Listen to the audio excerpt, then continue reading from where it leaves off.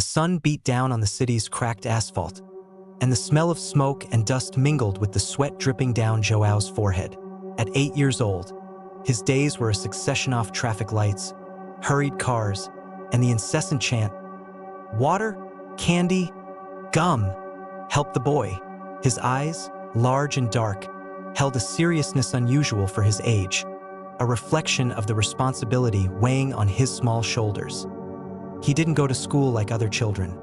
His classroom was the street, and his books were the crumpled bills that, with luck, would fill the pot at home. João lived in a small community on the outskirts, where houses were crammed into narrow alleys and hope was a luxury few could afford. His family, composed of his mother and 2 younger sisters, depended on every coin earned at traffic lights. There was no time for games, for carefree laughter, or for the innocence that should be inherent in childhood. João's life was a continuous cycle of work, fatigue, and constant worry about tomorrow. While waiting for the light to change, João watched. He watched the luxury cars, the smiling families, and, above all, the children. Children sitting in the back seat, showing off their colorful toys. Remote-controlled cars, dolls with silky hair, and, most of all, soccer balls. He saw the genuine joy on their faces, the freedom of kicking a ball without worrying about the next customer or the next meal. A deep, almost painful desire welled up in his chest. To have a toy, just one, to call his own. But he knew it was a distant dream, an unattainable luxury for a boy like him, whose sole purpose was to survive and help his family do the same. João's dream wasn't a luxury, but a necessity of his childish soul, stifled by harsh reality. He dreamed of toys, of the lightness of play, of the freedom of just being a boy.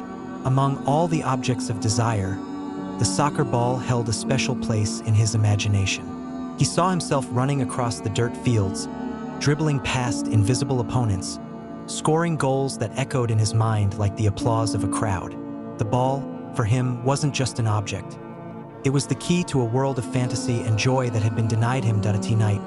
Lying on the cold floor of the small house, as the noise of the street faded and sleep overtook his sisters, João would close his eyes and build his own soccer field. The imaginary ball rolled at his feet, and he felt the wind on his face, the sweat running down his face, the adrenaline of the match. These were precious moments stolen from reality, where he could be the champion, the hero, the boy who played. But when he opened his eyes, the darkness and silence of the house brought him back to his normal state. The ball, the field, the applause. Everything disappeared like smoke. His mother, Maria, a woman with calloused hands and a weary gaze, sensed her son's melancholy. She tried, with what little energy she had left, to explain to João that the hard-earned money he brought was for the essentials. Rice and beans on the table, the overdue rent, medicine for his younger sister. "Toys, my son, are for those who can afford them. We can't," she said. Her voice choked with the pain of not being able to offer more. João understood.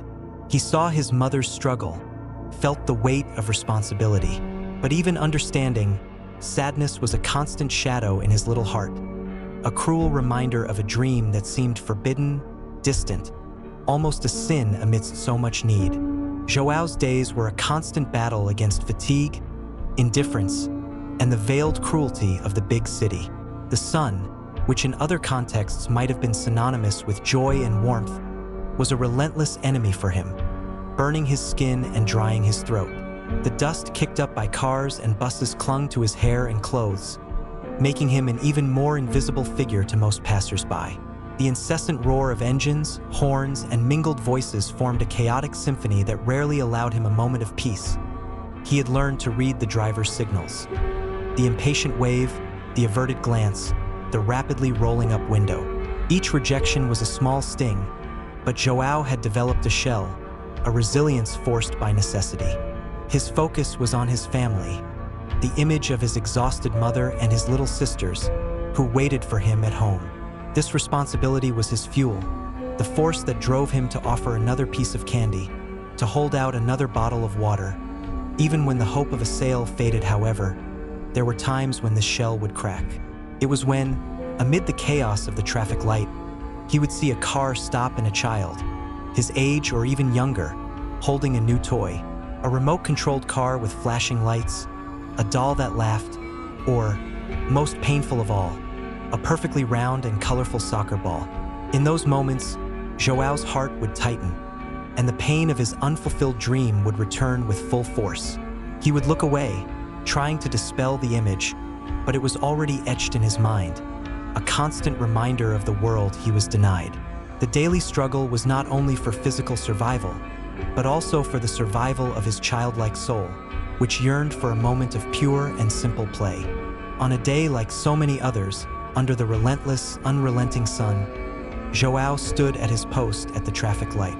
The traffic was heavy, and he moved nimbly between the cars, offering his candy and water. Suddenly, an older but well-maintained car stopped. It wasn't a luxury car, but it had an aura of dignity that caught João's attention. The window rolled down slowly, revealing a wrinkled face, but with eyes of a kindness João rarely encountered. It was Mr. Antonio, a man with white hair and a welcoming smile that Mr. Antonio bought some candy, but instead of moving on, he lingered. He noticed the seriousness on the boy's face, the way he carried himself with a maturity befitting his age. "What's your name, young man?" the man asked softly. João, accustomed only to quick transactions, hesitated for a moment, but the kindness in the man's gaze encouraged him. "João, sir." The conversation flowed unexpectedly.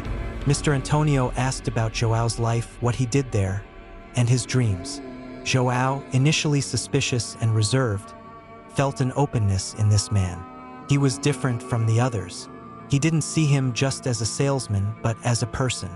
With a choked voice, João told him about his routine, about the need to help his family, and with a barely audible sigh, confessed his greatest wish, to have toys, especially a soccer ball. He described in vivid detail how he imagined kicking the ball, the feeling of freedom, the joy of being just a child. Mr. Antonio listened attentively, without interrupting, and a gleam of compassion lit his eyes. That encounter, amid the chaos of the traffic light, felt like a breath of hope amid the aridity of João's life. True to his word, Mr. Antonio wasted no time in acting.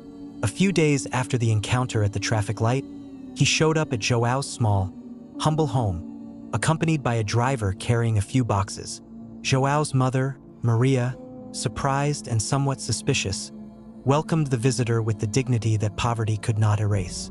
Mr. Antonio, with his calm voice and welcoming gaze, explained that João had shared his story and that, touched by the situation, he wanted to help. He not only handed over an envelope of money, a sum Maria hadn't seen in a long time, but also brought appliances the family desperately needed. A new refrigerator to replace the old, rusty one, and a stove that would allow Maria to cook more safely and efficiently. Maria's eyes filled with tears, and she tried to thank him, but the words seemed stuck in her throat. It was a help that went far beyond material. It was a breath of hope, an acknowledgement of their daily struggle.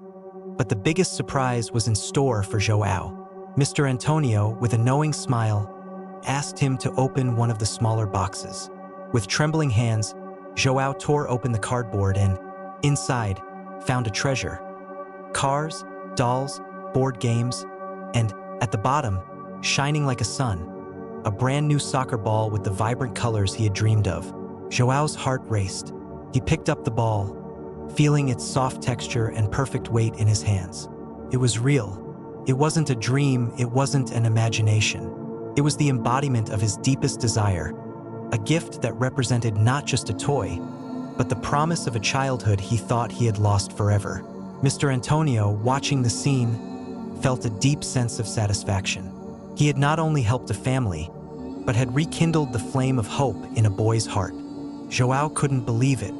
His eyes, once so serious and filled with worry, now shone with an intensity not seen in a long time. A wide, genuine smile, stretching from ear to ear, lit up his face, transforming the boy who sold candy at a traffic light into the boy who could finally just be a child. The soccer ball, once an unattainable object of desire, was now in his hands, real, tangible, ready to be kicked. That day, the dirt field near his home, once a scene of other people's games, became the stage for his own joy. João ran, dribbled, kicked.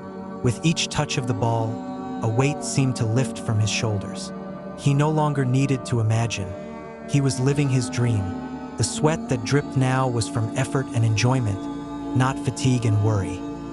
His sisters, captivated by their brother's joy, joined him, and for the first time in a long time, João's house was filled with the sound of children's laughter and the sound of a bouncing ball at Emar.